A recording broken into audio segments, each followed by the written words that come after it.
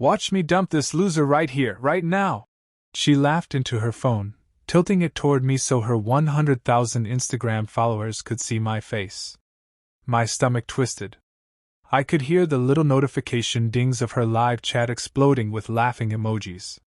For a second, I thought she was joking, just another one of her pranks. But her eyes, they weren't playful. They were cold. I sat frozen on the couch, the weight of every humiliation she'd ever thrown at me pressing down on my chest. And now she was broadcasting it to the world. Her best friend, sitting beside her, glanced at me with this strange mix of pity and something else I couldn't place. And in that split second, an idea formed in my mind, something reckless, something that would turn this moment into hers, and mine. We'd been together for 3 years. In the beginning, she was the kind of girl who made every day feel electric. She'd surprise me at work with coffee, leave little sticky notes on my car, and talk about our future like it was already written in stone. I thought I'd found my forever. But somewhere along the way, right after her Instagram blew up, things started to change. She went from posting cute selfies of us together to carefully cropped shots that cut me out. Date nights became collab nights, where I'd sit quietly off camera while she filmed with influencers I didn't even know. The girl who once whispered to me in private started performing for her followers instead. Every dinner, every fight, every kiss, if it wasn't posted, it didn't matter. I tried to talk to her about it, but she'd just laugh and tell me I didn't understand. The grind? Then came the jokes. At first, harmless little teases about my job, my clothes, my old car. But soon, they became public. She'd live stream herself making fun of me, letting thousands of strangers laugh at my expense. I told myself she was just being playful, but deep down, I knew she was testing boundaries, and I kept letting her push them. The final straw came last week when she told me she was planning a special surprise for her followers. I thought maybe she was finally going to announce something good, maybe even the engagement I'd been planning. But no. The surprise was her breaking up with me live. And if she thought I was going to sit there like a fool while she humiliated me in front of the world, she was about to learn just how wrong she was. It started small. Little things I brushed off because I didn't want to seem paranoid. She began keeping her phone face down on the table, the screen lighting up every few minutes. When I'd ask who it was, she'd say, "Just work stuff, babe," and quickly change the subject.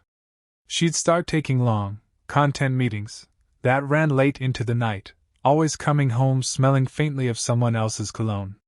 Her laugh changed, too. I know that sounds strange, but it wasn't the laugh I fell in love with.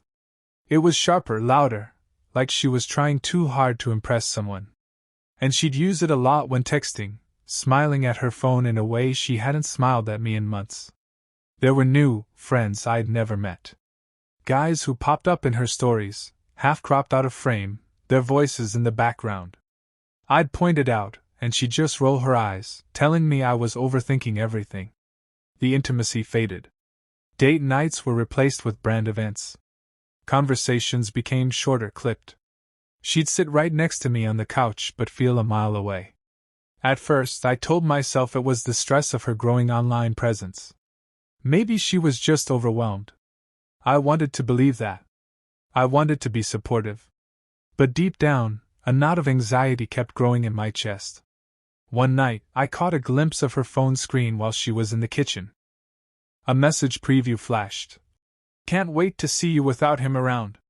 She saw me looking and quickly locked it, laughing it off like I just caught her watching a dumb video. That was the moment I knew something was very, very wrong. After that message, I couldn't sleep. Every night, I'd lie there staring at the ceiling, wondering who she was really with when she said she was editing content. The knot in my chest had turned into a full-on vice, squeezing tighter with every unanswered question. I decided I needed proof.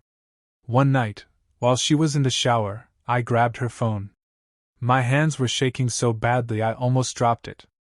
Her lock screen was easy, she'd never bothered to change the code from my birthday. The DMs were worse than I imagined. Flirty messages.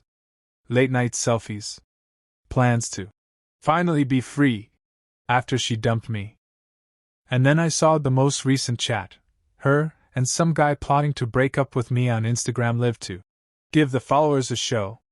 He even suggested lines she should use to make me look pathetic. My vision blurred. I didn't know if it was rage or heartbreak, or both. But I knew one thing. I wasn't going to be the punchline in her little internet circus. I didn't confront her right away. Instead, I played along for a week, acting clueless. I needed to figure out exactly when she planned to do it. Her best friend, someone I'd always gotten along with, was the one who accidentally let it slip. She mentioned the date, and even said she thought the whole thing was cruel. That's when the plan formed in my head. If she wanted a live show, I'd give her one. Just not the one she was expecting. The night came. Cameras rolling. Comments flooding in. She grinned at me, phone in hand, and said into the mic, "Watch me dump this loser right here, right now." I stood up. My heart was pounding. And I turned not to her, but to her best friend. The room went dead silent. Her best friend's eyes widened, her phone halfway to her lap. My girlfriend froze mid-smirk, not understanding what was happening, yet. I took a deep breath, dropped to one knee, and pulled a small velvet box from my pocket. "You," I said, looking straight at her best friend, "are the one who's always been real with me. The one who's never treated me like a prop. Will you marry me?" Gasps filled the room.